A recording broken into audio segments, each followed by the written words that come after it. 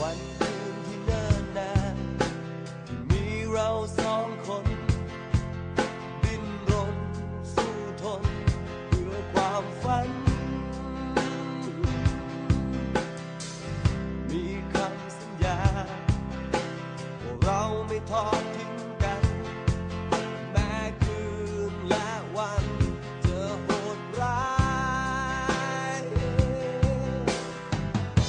ไม่อาจทำให้ใจของเรานั้นเปลี่ยนพันสัญญาที่ให้กัน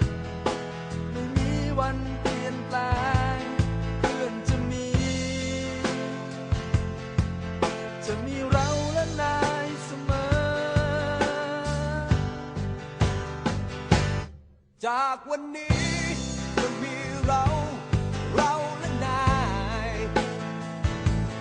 จดจำไว้ตลอดไปไม่ทิ้งกันหากมีเราจะมีนายรวมทางไม่มีไว้วันคือเพื่อนกันเพื่อนตายตลอดไปคือเพื่อนกันเพื่อนตายตลอดไป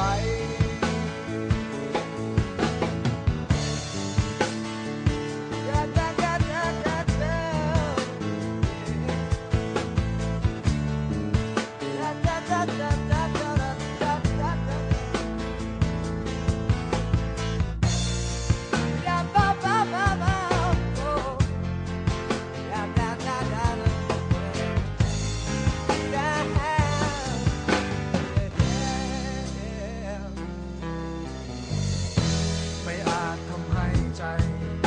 ของเรานั้นเปลี่ยนพันสัญญาที่ให้กันไม่มีวันเปลี่ยนแปลงเพื่อนจะมีเราและนายเสมอจากวันนี้จะมีเราและนายจดจำไว้ตลอดไปไม่ทิ้งกันหากมีเราจะมีนายรวมทางไม่มีไว้วันคือเพื่อนกัน